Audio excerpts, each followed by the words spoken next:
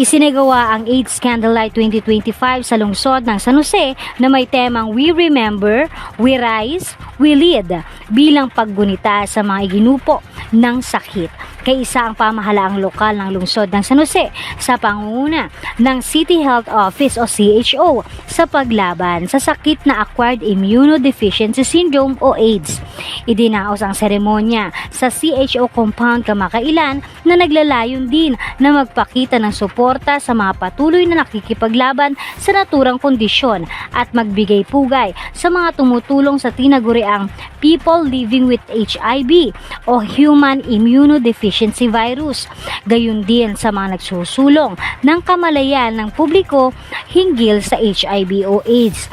Hinihikayat ng CHO San Jose City na sama-samang panatilihing buhay ang pag-asa, pag-unawa at pagmamahal para sa lahat. Para sa Balitang Nueva Ecija, Ninya Kayaban para sa DWNE Teleradyo ang inyong kakampi.